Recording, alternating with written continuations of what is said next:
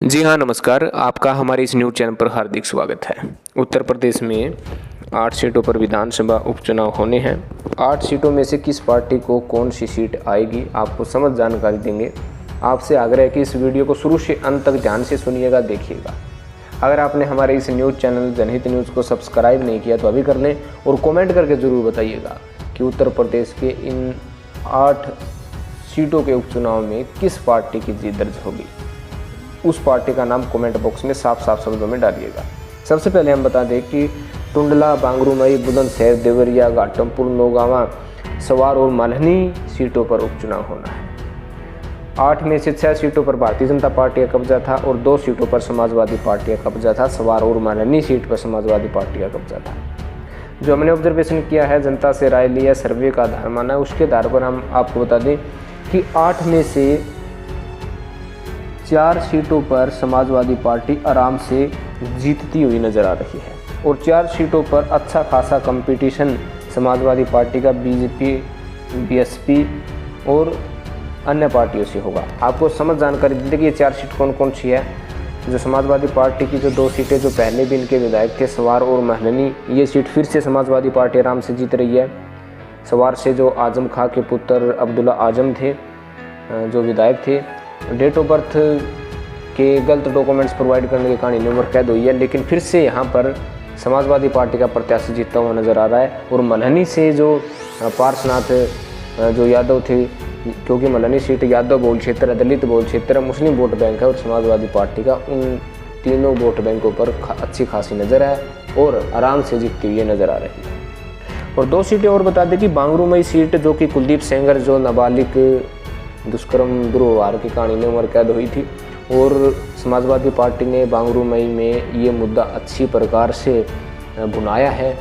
और बताया जा रहा है कि भारतीय जनता पार्टी कुलदीप सेंगर के परिवार में से किसी को टिकट देगी, लेकिन जिस प्रकार से मुद्दा जो नाबालिग दुष्कर्म दुर्व्यवहार का, गुंडागर्दी का और कह सकते हैं कि ब्राह्मणों के प्रति जो योगी सरकार का जो रवैया है, उसको लेकर जो है ऐसा बांगरूमई में रणनीति बनाई कि बांगरूमई सीट अब समाजवादी पार्टी के अधीन जाती हुई नज़र आ रही है। देवरिया सीट भी, जो जिनका निधन जन में जो विधायक थे बीजेपी के, उनका निधन हुआ है, देवरिया सीट पर फिर से समाजवादी पार्टी जीतती हुई नज़र आ रही है। आराम से ये 4 सीटें जीत जाएगी समाजवादी पार्टी।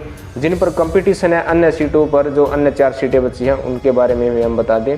टुंडला सीट पर त्रिकोणीय मुकाबला है। आपको ये बता दें, यहाँ पर समाजवादी पार्टी, बीजेपी और बीएसपी के बीच अच्छी खासी टक्कर है। हालांकि रोजगार का मुद्दा, ब्राह्मण का मुद्दा हो, या फिर कोरोना वायरस के समय जो परेशानियां हुई थी लोगों के बीच, जिसके कारण बीजेपी का जो ग्राफ जो है घटा है इस सीट पे, लेकिन बीएसपी के लिए ये कह सकते हैं कि बहुत ही अच्छी सीट है। यहाँ पर जो पिछले 4 विधानसभा चुनाव हुए हैं, 4 में से 2 सीटों पर बीएसपी जीती है, 1 सीट पर एसपी जीती है और 1 सीट पर बीजेपी जीती है। तो कहीं ना कहीं यहाँ पर तीनों के बीच टक्कर है, बीजेपी, एसपी और बीएसपी के बीच। यहाँ पर ये एक तरफा मुकाबला टुंडला सीट पर नहीं दिख रहा है, क्योंकि यहाँ के जो विधायक थे बघेल जी, अब आगरा के सांसद है, जिसका प्रॉफिट जो है बीजेपी के उम्मीदवार को भी मिल सकता है। और इसके साथ साथ बता दें कि टुंडला के साथ साथ जो बुलंदशहर की सीट है, घाटमपुर और नौगांवा की सीट है। बुलंदशहर की सीट पर भी बीजेपी के प्रत्याशी और समाजवादी पार्टी के प्रत्याशी के बीच जमकर टक्कर होगी। जीत हार का अंतर 5 से 7 हज़ार के बीच होगा। हालांकि यहाँ पर समाजवादी पार्टी और कह सकते हैं कि बीजेपी के प्रत्याशी की टक्कर है, लेकिन बीएसपी भी यहाँ पर कम नहीं है, अच्छे खासे वोटें खिसकाती हुई नज़र आ रही है। तो बुलंदशहर में बीजेपी और समाजवादी पार्टी की अच्छी खासी टक्कर यहाँ पर दिखाई दे रही है। वहीं बीजेपी पार्टी जो अपनी सेफ सीट महसूस कर रही है, एक है घाटमपुर, एक है नौगांवा। यहाँ पर बीजेपी के 2 जो विधायक थे, कमल रानी और चेतन चौहान, दोनों को मंत्री बनाया गया था, जिसका प्रॉफिट बीजेपी को अब मिल सकता है।